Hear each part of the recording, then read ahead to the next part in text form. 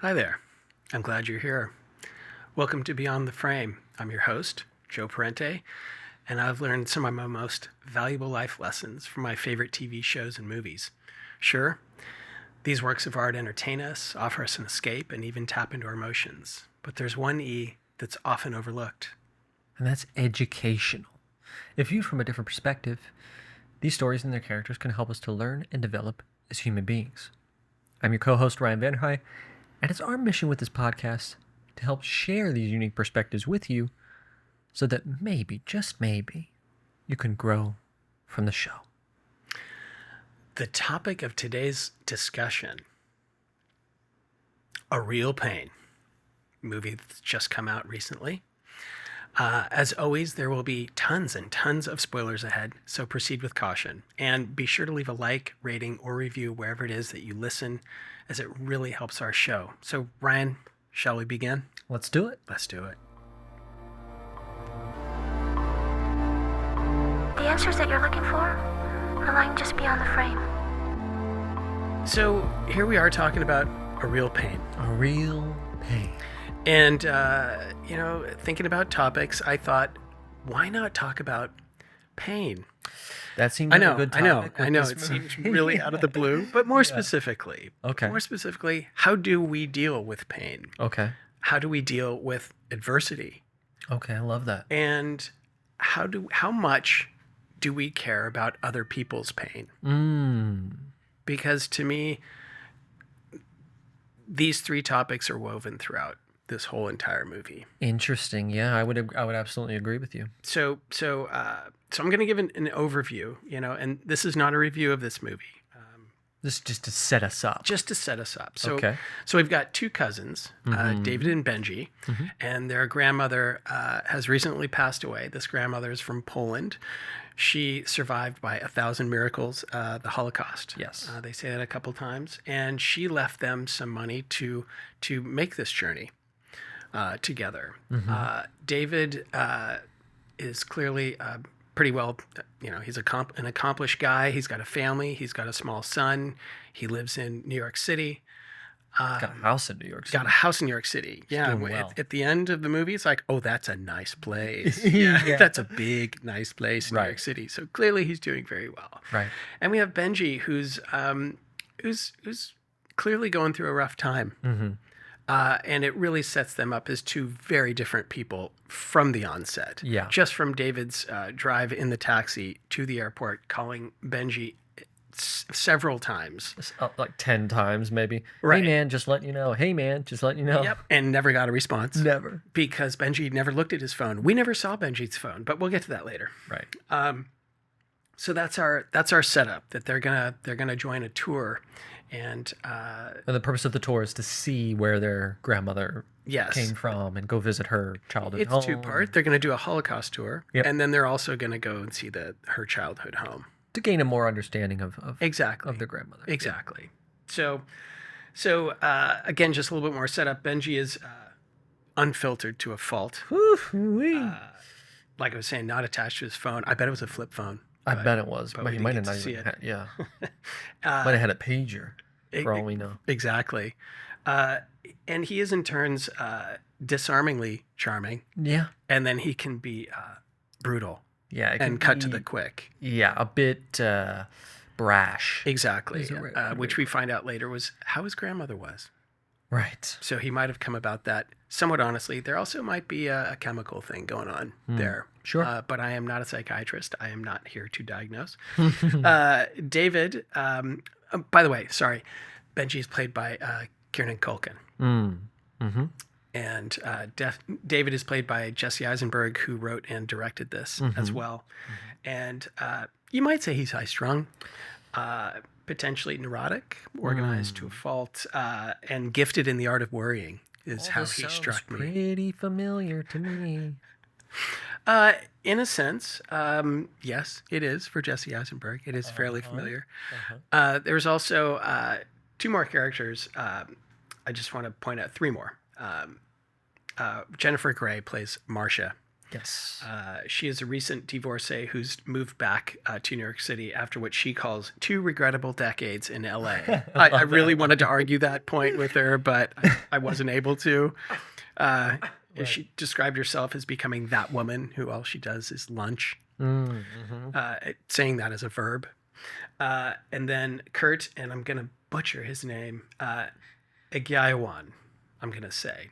He's from Cameroon, the actor, and he plays Aloji, a survivor of the Rwanda Holocaust, who relocated to the States and converted to Judaism 10 years before. Loved his character. Fascinating. Loved his character. Loved how he played it. Yes. We will get to that. Yes. And the last one I'm going to talk about is Will Sharp, who plays James, who was the Oxford-educated tour guide, who did a northern British accent, which I thought was fascinating because he's from London, but he definitely did a northern. Yeah, I was wondering that because I know him from The White Lotus. The White Lotus. And he was brilliant in. He was. And so when I saw him here, I was like, oh, interesting. Did you know he was English? I did not. Yeah. Okay, yeah, so he did a pretty good American Yeah, he did a accent good too. I just love that he gave himself a northern accent. I thought Right. I thought that was a good A touch. little bit different. Exactly. Yeah. And he's I'd say well intentioned, and he's Oh, as he yeah. says, he's fascinated by Eastern Europe. He's fascinated by what happened in the Holocaust. He's fascinated by the Jewish culture. Probably means a good guy. Absolutely. That's how I got that vibe. He'd be a great tour guide to have for sure. So again, this is not a review. This is we're going to give the perspective of crawling around in these characters' shoes and seeing how do we relate to them if we do at all. That's a good way to put it, actually. Crawling around in these characters' shoes. I like that. Yeah. To see, does it move us? Does it Can we resonate? relate? Does it resonate? Yeah. So I'm picking a few scenes. I love that. And then we can talk about these scenes within the context of, again, do we care about someone else's pain? How are they handling their own pain? What are they doing with it? Sure. Okay. So the first I want to talk about happens really early on in the movie. Yeah. And that is their first meeting with the tour group in the hotel lobby. Okay. Got And it. so it's not a big group. There are 8 of them. Wait, 2, 4, 6, couple, 7. yeah. So there are six tourists and the tour guide, James. And so the tour guide said, "Hey, let's all introduce ourselves." And Marsha right away tells her story about being the divorcee with the 2 regrettable decades in LA, and she's tearing up, but she's kind of laughing not laughing, but trying to smile through it and try to be brave. Yeah. Vulnerable. Very vulnerable. Moment. Very. It was really touching. And then she's like, "Please, somebody else go." And then you had Aloji. Am I saying that right? Is that how you remembered it? I think that's how I Benji. remember it. Yeah. He tells about coming from Rwanda and how he got to the States. And it's incredibly touching. And he talks about how he converted to Judaism because he really found a sense of community with the Jewish people. And he survived a genocide. He did, right. He survived the Rwandan Genocide. genocide. I think I used the wrong word. Forgive me. Yeah, he survived the genocide. Arguably, hands down the worst genocide we've seen in quite some time, in modern times, since the Holocaust. Correct. And he's just a beautiful man. Beautiful. This actor was fantastic. I loved him. And something I want to point out, he had no self-pity whatsoever No. when he replayed his personal account. And then Benji tells a story of why he and David are there. Yep. And he also divulges that they've lost Dory, their grandmother. Mm-hmm. And you can see right away that Kieran Culkin's character and Jesse Eisenberg's had a very different relationship and orientation towards their grandmother. Sure. Jesse Eisenberg's character, David, says he was scared of her. Yeah. And it was quite the opposite for Benji. He really connected with her. Yeah. And he said she was his favorite human being in the world. Yeah. So right away, we have people showing their pain. And something I noticed immediately was when Marsha was talking and when Aloji was speaking, Benji's leaning forward He's And interested in what he they is have to say. really interested. And David, his cousin, is kind of telling him to put a lid on it. And Marsha and Elogi are actually really appreciating the fact that he is as engaged as he is. Yeah, absolutely. Because And I think he's- Elogi even says something about He did. like, thank you. I appreciate Yeah, you. he did.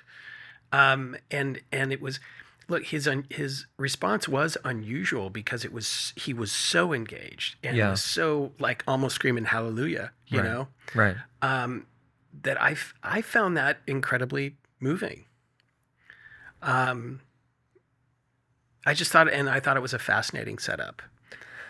Agreed. I mean, it was a good way to sort of introduce these characters. And look, we've seen a little bit of their. This is obviously when they're already there, so we've seen their travel there and like Yes. a little bit of their dynamic. Yes. But this is how we're kind of introduced to really the theme or the thread That's of the right. film, the idea of people's pain and how we respond to, and how people respond differently in True. different ways. Because we'll get into later about the difference between David and Benji and like why they have. Yes, They're we coming will. from different perspectives. We are going to hit on a scene that really illustrates it beautifully. in But the movie. I liked that first scene where they kind of we introduce all the characters and their backstories and kind of why each of them is on this tour specifically. Yes, agreed. They all have a reason to be there. They absolutely do. It also made me think during that scene. It made me think of the title because it's a real pain that they're all feeling, and also Benji was a real pain in the ass. He's a real pain in the you know, ass. so I just thought, wow, he is a real pain. Yeah, right. Particularly to David. It's so funny to see the dynamic between them and how Benji affects David, because even in that scene, isn't it when I forget if it was her or if it was Elogi who's saying something, and then he's kind of like He was a Logi. he's kind of like, yeah. oh shit, man, Right. that's crazy as hell. Exactly. You Yeah. really- and then David's kind of like, okay, man, like relax. Right. Like his reaction to someone trying to, speak about their pain and what they've been through is different. He's like more reserved and more, I guess, respectful in a way. It wasn't very respectful the way that Benji was reacting. But was it disrespectful? I don't think it was disrespectful. I just think that, listen, I hated this character beyond belief. But Which one? Benji. Okay. But I think because I felt myself more in David's shoes and what he was saying about like, everybody's got pain, man. Fucking, Right. deal with it. But everybody deals with things in their own way. And just the way that he was responding, as in like somebody's like being very vulnerable and you're like, oh shit, man. That's some crazy shit. And bro. yet they all appreciated it. Right. Yeah. I probably, I There's guess there's something to that. there's a little bit of like, it's not so serious. We don't have to all be so serious about it. Well- You can take some of the, Absorb kind of. yeah, So some comic relief. there's that, but also because to me, he wasn't Benji. From my perspective, it wasn't about Benji adding comic relief to their pain. Mm-hmm. It was being okay that they express it. Because for a lot of people, like David, when people express their pain, it makes him squirm. He gets uncomfortable, yeah. But that's Visibly. because to me, he's squirming over his own pain. Sure. And so he can't, it makes him uncomfortable. Like, and that's where I really appreciated Benji because he's saying, you got it. Not a problem. You can voice it. Let me hear It's it. okay. Yeah. Open forum. Right. And he's pretty open about his pain. Again, I think they all handle it differently. I think Marsha and Elogi were much more dignified, if you will, Yeah. with their pain. But Benji's, I think, is more recent, more raw, and it's more. It's still alive. It's not as though there was a past event like the genocide or the divorce. It's his ongoing life. Correct. Yeah. So his pain is very. It's right there. Because yeah, It's we alive. learn later why he's kind of Yes. why David set up this trip and everything. Exactly. It's not doesn't just have to deal with like, oh, grandma passed away. Correct. It's something deeper than that. Correct. There is more to it. So Yes. I love how this just showed us, yes, like in life, we all have pain. And these people, we get to see where these people are coming from. And they're all going to also go and experience a place where there was collective pain, this concentration camp. So I just thought there was a lot of layers to that I Agreed. found really very interesting. Yeah, agreed. Not long after this is another scene I thought was really interesting. They're walking between sites. They'd already gone to the statue and done the posing. Mm-hmm. And Benji notices that Marsha's walking alone. And one of the things he says to David is, I could really see the pain behind her eyes. Yeah. And then he says, I'm going to go join her. And David says, maybe she wants to be alone. And I actually love what Benji said. He goes, nobody wants to be alone. And he goes, I'm just going to go. I'm going to go catch her. Sure. And the way he said it was like, come on, man. What do you mean? Nobody wants to be alone. Right. And I thought about that because I thought there are times I really do want to be alone. But I thought he was talking about something bigger. He wasn't just talking about that moment. Correct. He's talking about. Because obviously that's what he's looking for. Agreed. Because, yeah. And I don't know if, I don't want to say too much, but. Oh, you can. We're spoiling the hell out of this movie. Well, I just meant like if you're going to touch on it later, but, Benji kind of has this different outlook and different approach to the pain and feeling it and the loneliness. And absolutely true. And if we don't hit on it later, please put a pin on that and come back to it. But in the scene, we kind of see that like David is imposing his feelings towards it because just like in the first scene, he's going, hey man, chill out, because that's what he would do. That's right. And then in this sequence, he's like no, leave her alone. Yeah. I would want to be alone. Just if I'm going through something, like just kind of leave me alone, let me do my thing, let me figure it out on my own. And so that's why his response is like, no, let her. Right. She wants to be alone. Just let her. Maybe she wants to be alone because he's imposing. That's what I would do in that scenario. And then I guess in retrospect, Benji is also saying the same thing. Like, yeah. No, nobody wants to be alone. I don't want to be alone. And she's immediately receptive to him. Because he says later to David, like, I wanted to hang out more. Like, we didn't hang out more, so I don't want to be alone. You've been, basically abandoned me. And, I want to spend more time. Mm-hmm. So, but a good juxtaposition there of the two characters and how they kind of interact. For sure. With pain and grief and healing differently. Exactly. And I want to point out something here that I did find endearing about Benji, regardless of his motivations, which we don't clearly have an idea of. Yeah. He just recognizes that and he wants to make it better for someone else.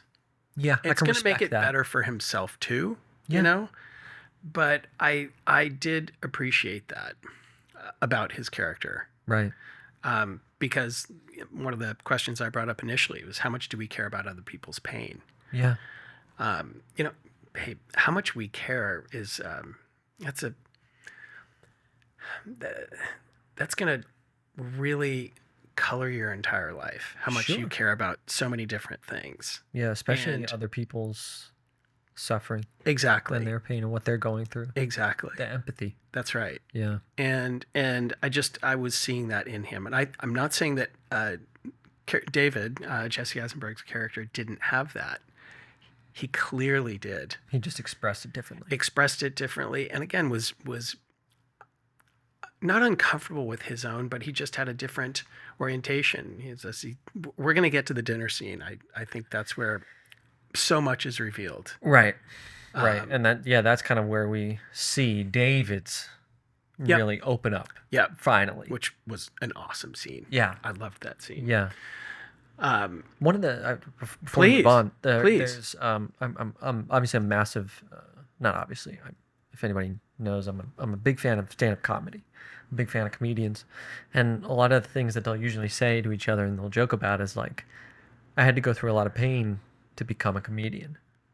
That's what made me funny. And then my job is to make other people laugh, make other people forget about their pain and just laugh for a second. It's sort of such kind of a ironic scenario that I think some comedians that I've heard speak about it say is that, like, they come from sort of a maybe painful experience, and then that kind of leads them to this career where their job is to literally make people laugh and make people happy in a way. I think it's a beautiful thing. Yeah. I mean, I think that's so true. We can think of Robin Williams, Yeah. Richard Pryor. Sure. It's you know, it's true for a lot of them. yeah, it really is. Yeah. Except for Jerry Seinfeld. Yeah. I don't think he I'm not was sure ever about that unhappy. one, yeah. Right. But anyway, yeah, which is a fascinating aspect of Yeah. comedy. Then the scene on the train. And again, we're not doing a review and tons of spoilers. So if you do want to see this without us blowing it, please go see it now and come back to us later. The scene on the train I thought was fascinating. And this is when they're already in Poland, obviously, and they're on their way to Lupin or whatever. Not Lupin. I can't remember the name of the city. yes, But the city where they're going to see the concentration camp and where they're going to be based. they're gonna stay. Yeah. And so this was interesting too, because we saw this a few times with David and Benji, the cousins, in the morning, where Benji is not doing well in the morning. He's just Slow to get up. slow to get He's up, The last kind of grumpy. out of bed last second. Yeah, seems a bit agitated sometimes. And particularly on this, when they're on the way to the train and on the train, and you can see David clocking Benji because he's like, oh, something's going on Something's here. up. Yeah. And eventually Benji lets it out that he's really upset that they're in first class. And doesn't anybody understand how, ironic, ridiculous this is, that here we are 80 years later. We're descendants of people who were riding in the back of this as cattle, and they're on their way to their slaughter. And here we are, first class, and eating bougie food, and nobody is acknowledging this, and nobody's feeling it. And he was disgusted by it, and he gets up and leaves.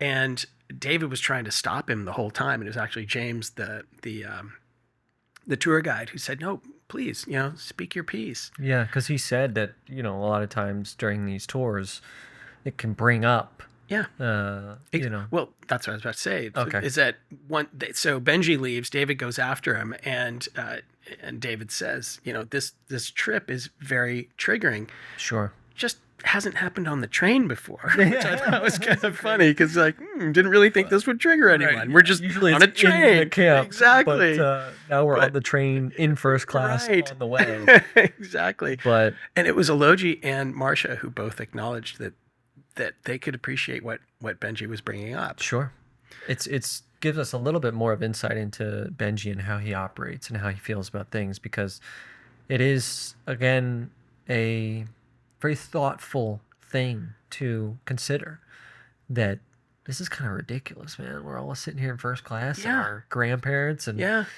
great grandparents were in the back of this thing on the way to die. Like, it's a little weird, huh? Right. And he doesn't say it like that. He could have said it like that. He could have just clocked it and said, man, if you think about it, think about the contrast between our ancestors, who are the reason that we're living, and they Right. went through this, and here we are. Yeah. Like, isn't that something? No, Benji's agitated by this. This is really, he's upset by it. Yes, please. You're like, you want to say it. I want to ask a question. Please. So, do you think that that's why Benji was sort of acting the way that he was on the way to the train? Like, it was already top of mind? I didn't have that impression. Okay. You think it was something that arose? Because he didn't know they were going to be on. I don't think he knew they were going to be in first class. I don't think he knew they were going to be eating the bougie food. It was in the moment he felt the emotion build up. Yes, And he couldn't. that's the way I took it. And again, a juxtaposition. David is the kind of character that even if he felt that, he would have just kept it to himself. Exactly. Benji's the type that can't. Like, he wants to. We see him try to hold it as much as he can. Yeah. And then he kind of finally bursts and lets it out and kind of neurotically. Yeah, true. Which is absolutely a choice, because he could hold it in, Yeah. but Sure. he's not going to. And I He's think choosing not to hide that. That's right. Which is noble yeah, in a way. in a way it is. Yeah. I think it's just the way he's wired. It Sure. seems. Sure. Sounds like he is his grandmother's grandson, if you will. Yeah, because David says that she was like, yeah, she just laid it out there. She laid it was out there. blunt. She said told it how it was. Yep. And that's exactly how Benji is. That He is doesn't exactly hold back at all. That is exactly. He how does Benji not is. hold his tongue in the least. No, I don't think he ever did. Yeah. In any scene whatsoever. Yeah. So I really did. I really liked how David followed him though, and looked for him. Yeah. Because yes, he was agitated by it. Not agitated. He's just embarrassed. Embarrassed. Yeah. But he's also like, and again, we find out later why. But I thought that was lovely. But I don't know if you remember something that Benji said once. David found him and put his tray of food in front of him. And stuff. He's like, "Thanks, man." He said, "People just can't walk around the world being happy all the time." To which David replies, "Why not?" Which I thought was fascinating because that's there you have it right there. Yeah. Benji wants people to acknowledge other people's pain, while David isn't so sure of that. Why do people have to put their pain out there? Why does that have to be acknowledged? Mm-hmm. Quite frankly, I could understand both perspectives. They both made sense to me. Sure, absolutely. You know, there's probably a balance between the two that's the most appropriate, or it's situational. But who says what's appropriate? That's true, of course. You know, everybody's different. Yeah, everybody handles things differently. Yeah, that's why it was a good. These two characters were written well. We have two. They're written really well. People that are very, very different and approach things from a very different perspective. For sure. I mean, and look, to me, this was also set up to be David's very rigid, and Benji is very of the moment, and of course, there are going to be clashes inherent with that. How do you feel? Like, which could I relate more to? Yeah. Is that what you mean? As I get older, more to Benji. Okay. We can't ignore. When I was their age, I was David. Yeah. Much more so. Sure. I would have been like, dude, put a lid on it. Come on, stop saying that. I could see myself absolutely doing that when I was their age. Yeah. My age now, I'd be like, dang, look at you. Right. Because you just, I don't know. I agree to a degree with both of them, which I guess is like what you said. Like, I can relate to both, but I agree that I can't ignore what's happening in the world. Like, I am aware of what people are going through. I empathize a lot with people. I care about people a lot. And so that perspective of like not ignoring what's really going on, like not living in this fantasy world where like everything's okay, but yet there's like wars going on, there's genocide, there's famine, like all these terrible things are happening. Like, we can't ignore that, the injustice, all of that. I am completely on board with that. I think I side with David in the way in which he approaches like perspective. In like, you have to look at the positives. You can't always focus on the negative and the pain. Otherwise, you'll just be in a hole you can't climb out of. So I think in that way, the approach, I relate more to David. Fair enough. And we see that Benji is both of those. Yeah. I mean, because he is the one who's also encouraging people to have fun. Yeah. Which is awesome. Mm-hmm. They're both complicated. They're dynamic lads. Very, very dynamic. Yeah. I just really loved it. That short scene when David went after Benji on the train, and just exactly that. People can't walk around happy all the time, and why not? I thought that was fantastic. Very poignant, yeah. And then we go back to Marsha and Aloji. This was after they got off the train. They both told Benji that they appreciated what he had said on the train. And Marsha said, "We ignore the pain of others." Yeah. And I mean, granted, they are on a Holocaust tour to acknowledge the pain of many. I just thought that was, I thought that was excellent recognition by both of those characters. There were also two characters I didn't even name because they weren't feeling it. The older couple. They make that or at least at the dinner.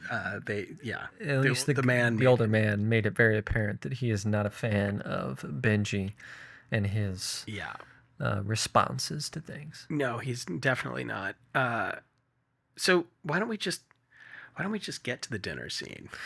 Let's do it. Let's dive in, man. This is probably the most, the climax, if you will, of Yeah, the film. And it's the most, it's the most revealing. yes. For sure, because Yes. we've been seeing bits and pieces, and this isn't again, this isn't a review. Because they're like when they lost the others on the train, Yeah. how they got back to find them. Right.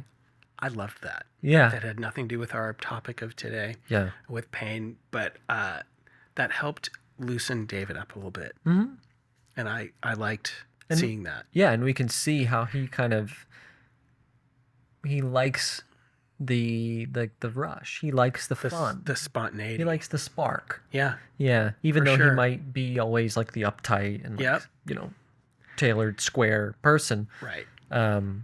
Things are very organized. He very much in that moment you could see on his face like he's really enjoying their little like adventure that they're Yeah. on to get back. So Absolutely. I liked that too. Yeah, that was really cool. So what happens in this dinner scene? Hopefully, you've seen it. They start off talking about the immigrant experience, and Marsha was talking about, I can't remember if it was an uncle who was denied entrance to medical school, and so he started a pharmacy, and then eventually had several pharmacies, and he did really well. Right.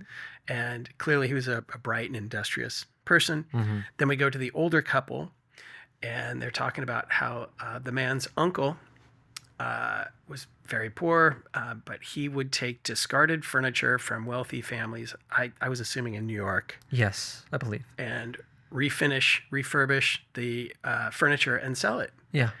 And sometimes he'd sell that actual furniture back to the people who discarded it, which is kind of the ultimate irony. Mm-hmm. And that he was scrappy, and obviously, he made it work. Right. And they're talking about, Elogi talked about his experience, but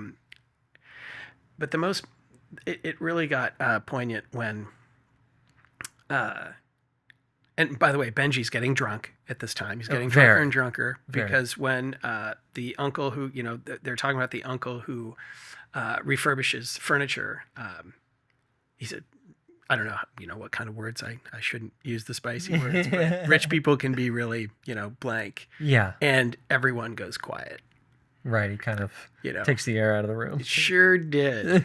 But then David talks about their grandmother, Dory. Mm-hmm. Mm-hmm. And she said, the immigrant experience is that you have the initial generation comes over, they get menial jobs. Mm-hmm. The second generation gets great educations, makes lots of money because that first generation worked so hard to make sure that their kids were going to have everything that they didn't and take advantage of all the opportunities in this country. Right. And then the third generation lives in their mother's basements and smokes weed. Right. And everyone laughs at Yeah. the table. Yeah. Benji is not laughing Right. because that is exactly what Benji has been doing. Yeah. And he's like, Dory said that? And David said, well, I'm sure she was just speaking in generalities. Yeah. He struck a chord. Well, yeah, because they were so tight, and yet that was an absolute massive body slam to Yeah. Benji from the person who was his favorite person in the world. Yeah. That this is he's calling you out basically. So he belches quite loudly and says he has to go pee Yeah. and leaves the table. And this is where David, apologizes for him. And then he finally opens up about. This is the first time we see any kind of like deeper and I thought he did it fantastically. from him. It was the right time. It was the right time. And he says he loves him. He hates him. He wants to be him. Yeah. And He's like, I wish I had this like not give a shit attitude that he Yeah. has. He could just walk around and just not care and walk into any room. And right. I wish I had that. Yeah. And David says about himself personally that he has OCD. He has his own pain, Mm-hmm. Yeah. but he doesn't want to burden others with that. Sure. And then he tells them, here's Benji, the survivor of a woman who survived by 1,000 miracles, as they say again. And Who was I his just favorite wanna- person? right. of all ever. And he said, I just want to ask him, you know, how he could take a bottle of sleeping pills. Mm-hmm. You know, how could you do that? Yeah. After what she did to make sure that we would come into being. Right. You're just going to throw it away. And again, that the table goes silent, and David's like, maybe I shouldn't have said that. And, you know, Marsha was like, well, it was so clear. There's so much pain in him. It's so clear. Yeah. And Benji's still in the bathroom at this point, by the way. Benji's still in the bathroom. Yeah. So David really is allowed to, because Benji's not there, and I think this might be the only time that he is around the group and Benji is not. So this is only really a chance to speak his mind, I guess, and be heard.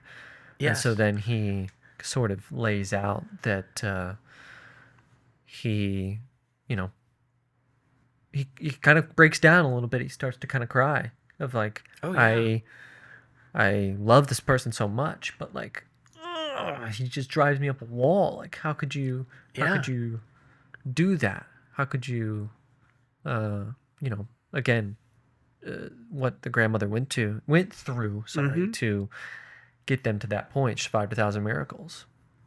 And then he would throw it all away by that. Yeah. Do you remember how that scene ended? No. There had been kitschy piano music playing before, and then it stopped. And then David says all this stuff, and you know, some people chime in around the table, and then piano starts playing, and David says, "Oh, they're back," and Marsha said, "No, it's him." Yes, you're right. It's Benji. Yeah, and then they look over, and then, did you know he played piano? I was like, yeah, we took lessons as kids. So, and David kind of smiles. Kind of. But he also got up and he left. He was pissed. Yeah. He got up and he left and he went back to the hotel. I think he had a lot of anxiety. He looked very anxious. He looked anxious. He was like, I got to get out of here. He was upset. Yeah. And what I thought was fascinating, I thought this was a beautiful technique, was we followed David back to the hotel. The restaurant was clearly very close. It was a short walk. And all the while we're listening to Benji play. And David is he's calling his family. And the song finishes and we hear people all applaud and people going, "Good job, Benji. Oh, that was great." Yeah. As we're watching David. Right. I thought that was brilliant. Yeah, that's a good technique. Yeah, I thought that was really beautiful. That's definitely a very specific choice. Yes. Just one more scene talk about before the bad guy break. Let's do it. Yeah, one more. The bus ride back to the hotel after the concentration camp. Everyone's sitting in the back of the bus and the camera comes from the front and it moves to the back and everyone is quiet. Yeah. And eyes down. Except for Benji when they turn to go to him. He is sobbing. Yeah, he's crying very, very hard. Yeah. Yeah, he can't. And to me, he was realizing your grandmother could tell you stories, but until you've been there and you've seen it, you've walked through the halls, that he really, really understood what his grandmother had went through and how she survived it. Yeah. And so that was, I'm sure, extremely, extremely emotional. Did your perception of the character of Benji change by that point? I think that, listen, I always, it's tough. I know people, I have some Benjis in my life. Okay. Too, for sure. Okay. And I've met plenty along the way. I feel for them. I have an extreme amount of empathy for them. And it's hard, man. It's so hard. And again, maybe this is just like my dad or something speaking in my head, but there is an element of like what David had said, I think at one point, of like, it doesn't not burdening other people with his pain. Like, I come from the perspective of like, we've all got stuff. My stuff isn't any greater and it's much, much, much less significant than other people's pain. So I'll just I'll deal with my stuff, and I won't burden other people with it. Yeah. So I very much come from that perspective, and I side with David in that way. So people who outwardly, it can be seen, I guess, as a cry, as a cry out, which again, somebody's going through a lot of pain. So like, I want them to get help, and I want them to be heard, and I want them to have support. I guess I just don't agree with the way that they go about it. I hear you. That makes sense. It totally makes sense. So throughout the whole film, I felt for him. I felt the empathy. I wanted him to be well. Well, me too. Yeah. And one of the things that I thought about when we saw him just sobbing on the bus, I don't think I'm a pessimist, but I wondered just how much was him crying about just, yes, what happened there, but it triggered who knows if he's really come out of his attempted suicide from 6 months before. Sure. And so being in a place where so many people were murdered and so many lives were taken from them that they didn't want taken, and he chose to have a bottle full of sleeping pills. I just wondered Guilt? Yeah. Guilt I wondered if that cry wasn't getting out something that was very deep, very personal, and had virtually nothing to do with where they'd just been. It was just that triggered something in him. Sure, that's just needed to come out. I think that's certainly a very reasonable explanation for how someone might feel coming out of there. For sure. Because now thinking about this, when a movie makes us cry, are we really crying for that character? Or we're crying because there's something that it touches in us? Yeah, we're thinking that's about very our personal. Own, yeah. And I just thought that with him. I just thought, oh, that's the cry he needs to have. Maybe one of many, many, many, many. Many, many cries. And we also look at David, who doesn't quite know what to do with it. Right. He looks at him and you can tell he feels for him and he loves him. Yeah. But he's also just like, I don't get it. Yeah. I don't get it. Yeah. Yeah, there's something deeper going on there, something different. Yeah, for sure. So, Ryan, let's do a bad guy break. Let's do it. So, my bad guy isn't really, he's not so much a bad guy. I was thinking, how would you approach? So, the way I'm approaching it, it's a badass guy break. A badass guy break. Okay, yeah. So this is like a badass from Yes. the movie. Okay. Yes, but there's pain involved here. Okay.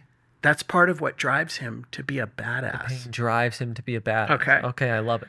So the year, 1995. Okay, good year. I was born that year. We love 95. Right. Okay. And I know you went to a lot of movies that year. Yes. The medium obviously is film. The genre, and I just wrote this straight from IMDb.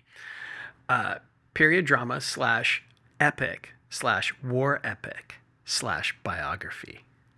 I almost want to. I have a guess, I think, already. But... When I say the star, you're absolutely going to get it. Okay. See, you need to do easier ones on me, too. Yeah. Starring Mel Gibson. Braveheart? Yeah. That's correct. Okay. That's correct. Yeah. Playing William Wallace.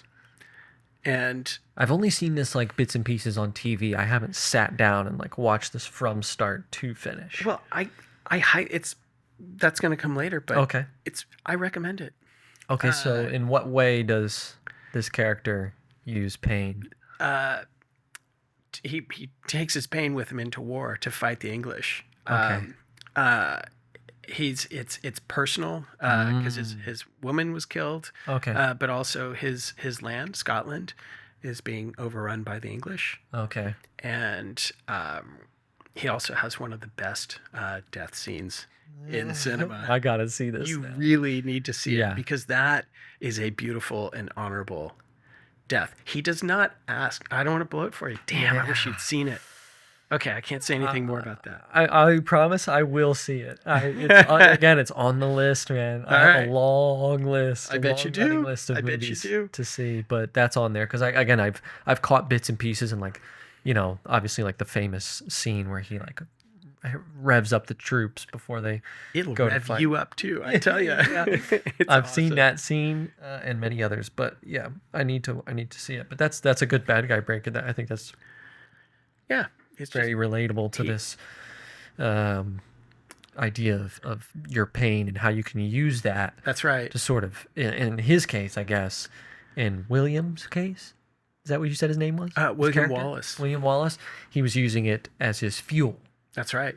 To the Punisher is similar in that way. Absolutely. I love the Punisher. I love the original movie with Thomas Jane.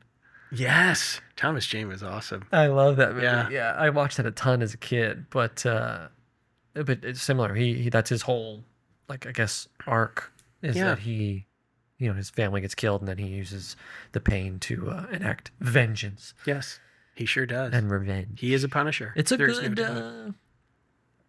good fuel or for a character. Absolutely. Coming from that, we see it a lot in popular movies and TV. If one can, take pain and use it constructively.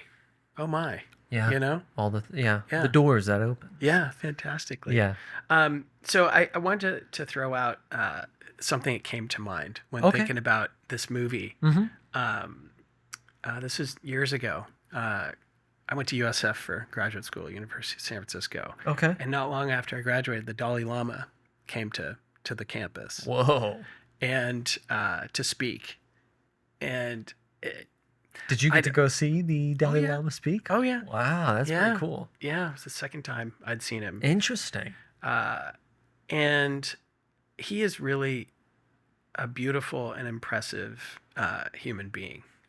He's got the title and what have you, but if you ever listen to him, I don't think he travels anymore. I don't think he's been to the States in many, many, many years. Sure, he's old. He's much older now. Exactly. But he was fantastic, and he spoke for about an hour. And there's one thing he said. I couldn't tell you anything else, but this one thing he said absolutely stuck with me. And I thought it was germane to what we're talking about. Wisdom. I love it. So he said, and obviously this isn't verbatim or word for word, but this is just my interpretation of it, is people try to deal with their mental or emotional pain through the body, through like drinking, drugs, sex, what have you. Like, okay. I'm in anguish, so I'm going to, have some shots, do whatever. Yeah. And he said, thing is, the problem isn't in your body, so it's not going to work. The ailment isn't of your physical body, it's of your mind. And so going through your body isn't going to solve the problem.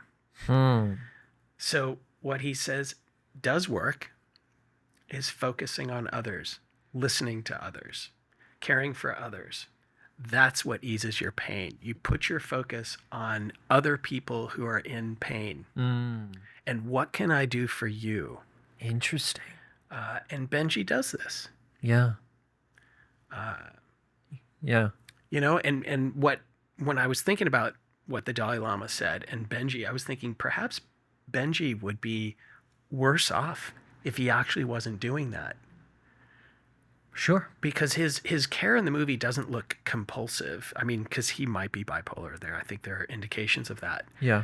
But it looks really genuine. He really cares. And I just thought maybe that's like a release valve for him in a sense, or a way that he's helping to help himself. He's helping himself by diving into other people's, like letting Marsha tell him all about what's going on with her current boyfriend and all that. Yeah. And I actually like that when David asks, and I can understand both sides, and Benji says, I don't want to talk about her behind her back.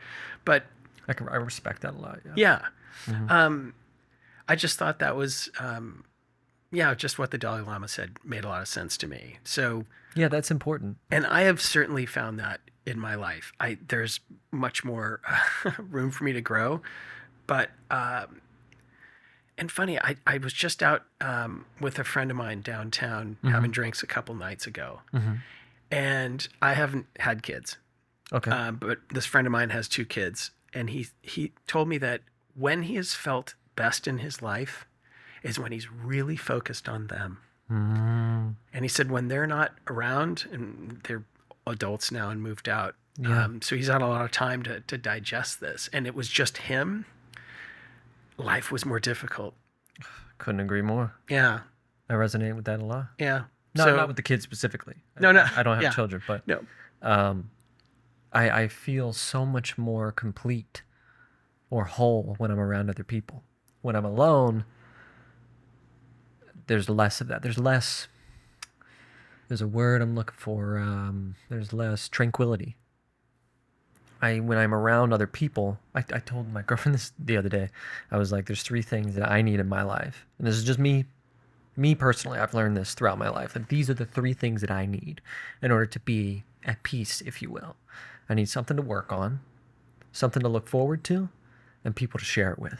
Right on. That was the 3rd thing. I was like laying down and I was like, the 3rd thing, I got it.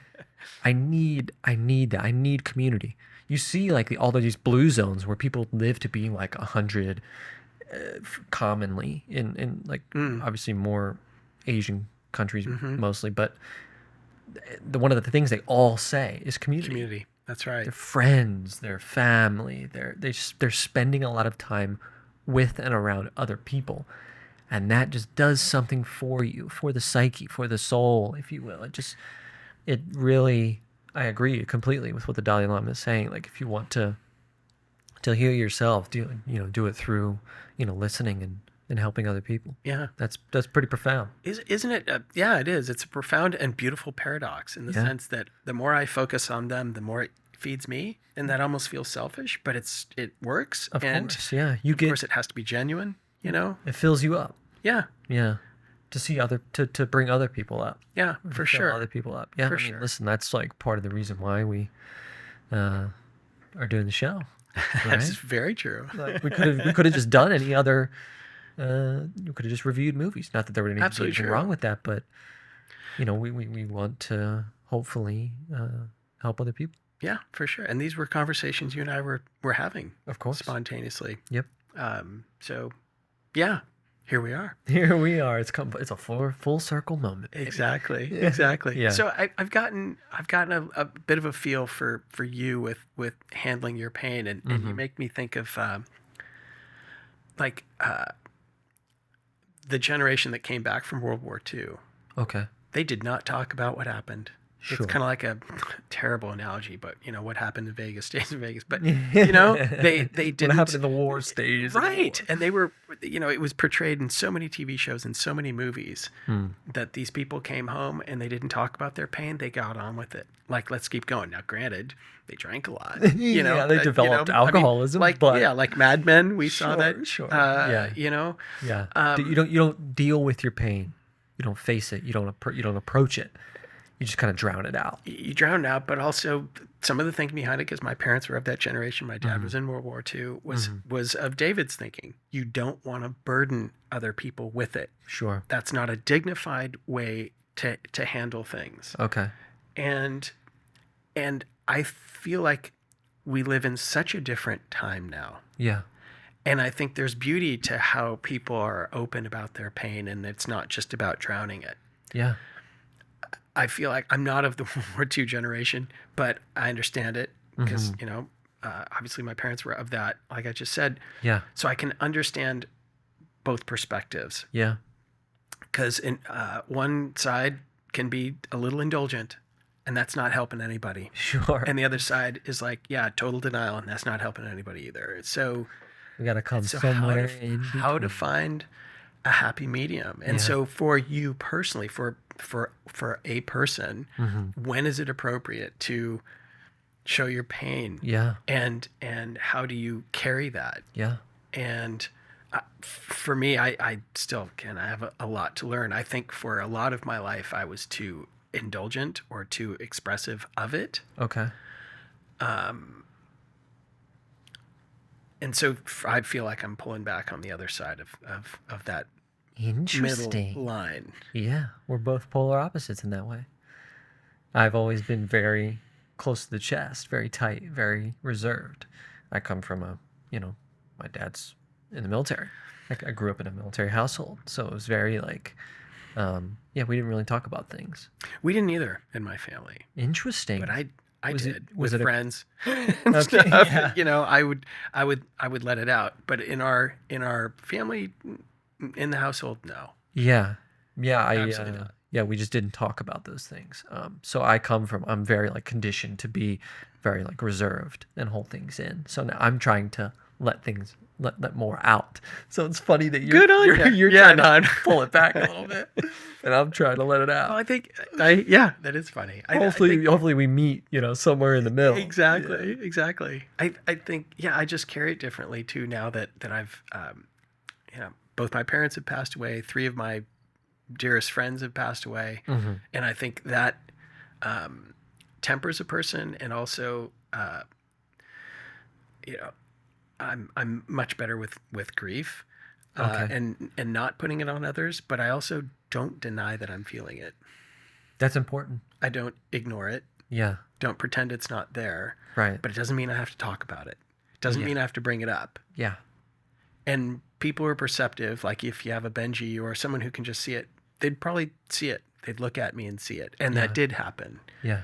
And I found that there was something beautiful about not talking about it. Interesting.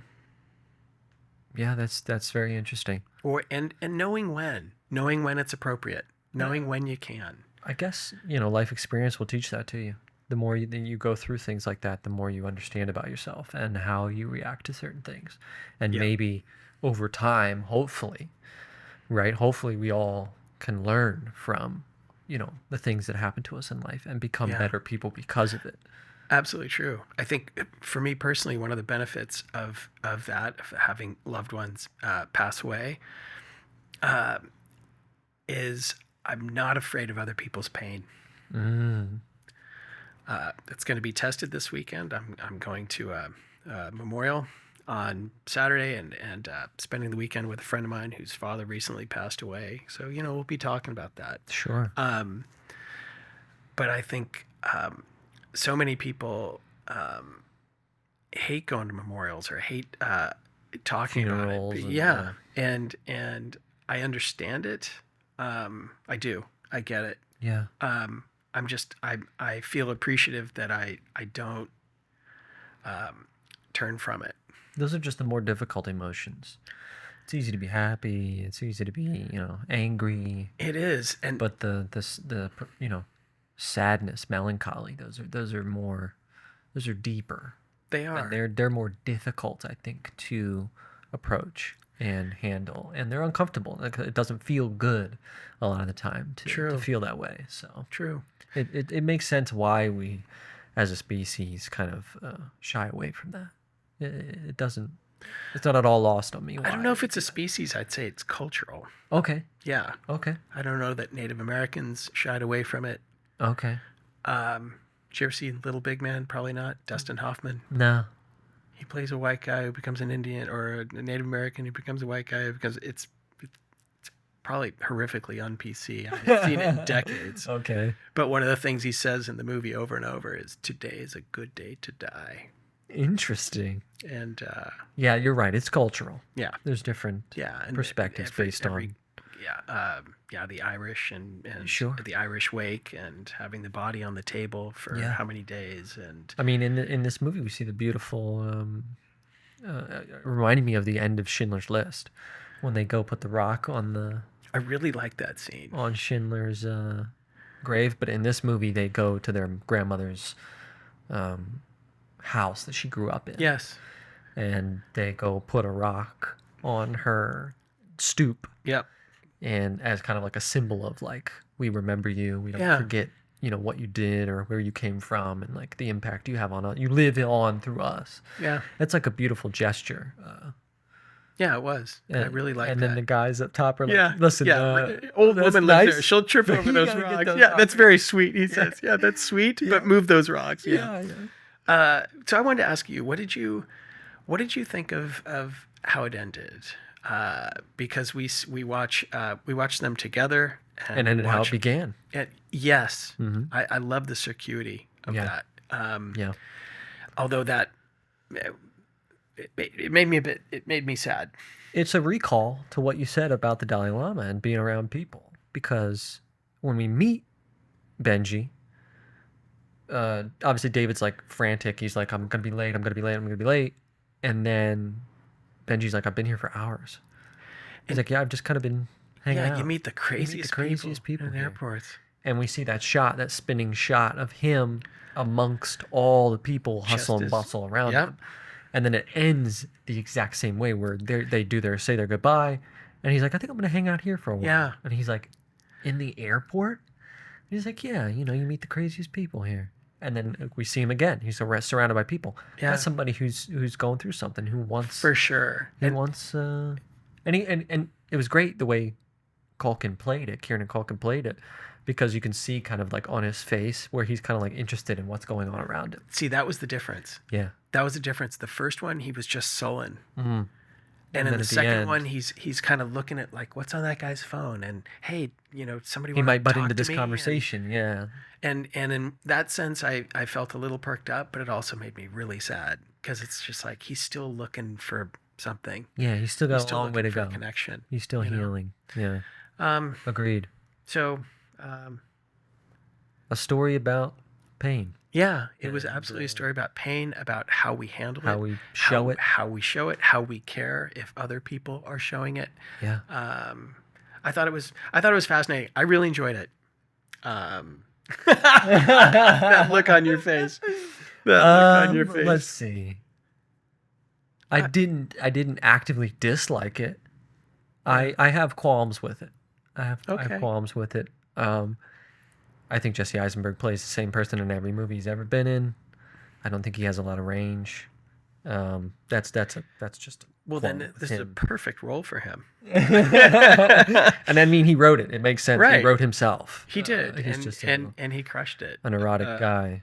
And then I didn't like the pacing. I didn't feel the emotional beats at all. Oh, okay. I didn't like the pacing of it. It felt like I was like abruptly at an emotional moment. Like I was like, oh, interesting. That's wild. I wasn't built up. I felt like I was just immediately. Oh, interesting. I was like, oh shit, we're supposed to be emotional here. Oh, okay. Like I was jarring to me, so I didn't feel those moments. I didn't feel the dinner scene. I didn't feel the Holocaust scene. It kind of felt a little bit jarring. Okay, the interesting. Of the film. Interesting, because I think for me, one of the things that helped with keeping the fluidity of that was the Chopin music that was playing, which I really enjoyed. I also was wondering throughout the thing, did he do this because it's part of public domain and it was free? The whole time I was thinking budget. And I'm going, man, the entire time it's just like... Chopin was Polish. It's just like... That's what I was thinking. The entire Polish movie composer was all in... it could have been a specific choice, but... Didn't hit me until they were going to the airport, and it was Chopin Airport. I was like, of course this is Chopin. Okay. So so I've got some recommendations. Love it. The whole, the pain kind of genre here. First one is Braveheart, of course. If it's the perfect depiction of taking your pain and using it for... Exactly. Something. The next two... Kill Bill 1 and 2. Okay. I've got to see these, man. I've got to. And then I thought I'd throw out something that's just a little, different, is Silver Linings Playbook. Okay, that's the Jennifer Lawrence, Bradley Cooper. Correct. Gotcha. Correct, because there's pain involved and they deal with it very differently. Yes. And they're addicts, right? Yeah. Yeah. And Bradley Cooper's character reminds you over and over and over again of what he's lost but what he's going right back to, and I don't know, it's just that's an interesting movie. Yeah, it's a good watch, and it's not like war and Oscar killing and... winner. She won for that. Yeah, Jennifer Lawrence won. Yeah, best actress. Correct. Good movie. Good Rex, love it. Yeah. So Ryan, thank you for this discussion about. Yeah, to wrap things up. So wrap things up. I think we have. I think we have. Yeah. So I'm just gonna say thank you so much for joining us today, and remember, you're the main character in your own life. So don't be afraid to take a step back, look at the bigger picture, because sometimes the answer that you've been looking for are lying just beyond the frame. So we'll see you next time. Peace. Peace.